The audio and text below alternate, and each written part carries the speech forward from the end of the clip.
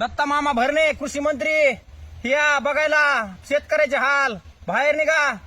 हे बघा हे बघा सोयाबीनचे एवढे हाल झालेत। हे बघा सोयाबीन हे पूर्ण काळं पडलेलं आहे। 2 एकर सोयाबीन आहे। 2 एकर सोयाबीन मधला एक दानाही घटणार नाही अशी सोयाबीनची परिस्थिती झालेली आहे। हे एवढे हाल जो माणूस शेतकरी आहे तो पोटाला चिमटा घेऊन 10-5 रुपये हे बाजूला काढून त्या मालाला खर्च करतो। त्या खर्च हे खर्च तर नाही येणार, पण आता हे शेतकऱ्यांनी हे पूर्ण माल गेल्यानंतर त्याची कुटुंबाची उपजीविका कशी भागायची, लेकराचे शिक्षण कसं करायचं। हे बघा ही तुरीची अवस्था पूर्ण मुळकूत झालेली आहे।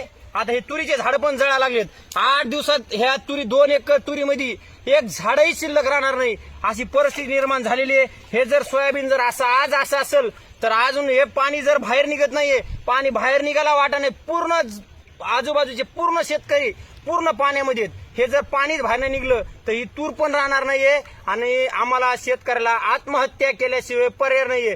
त्यामुळे सरकारने मेहरबानी करावी, शेतकऱ्यावर कर्जमाफी, अनुदान, पीक विमा या सगळ्या गोष्टी शेतकऱ्याला मिळवून द्याव्यात। आणि पूर्ण मंत्री जे घरात बसलेत हे लोक रस्त्यावर येतात यांच्याकडे लक्ष द्यायला पाहिजे। आरक्षण हे विषय सध्या बाजूला ठेवून ह्या जो रस्त्यावर फिरतात हे लोकांना मंत्री संत्र्यांनी त्यांच्याकडे जाण्यापेक्षा प्रत्यक्ष शेतकऱ्यांच्या शेतामध्ये येऊन हे मालाची पाहणी करावी। एवढं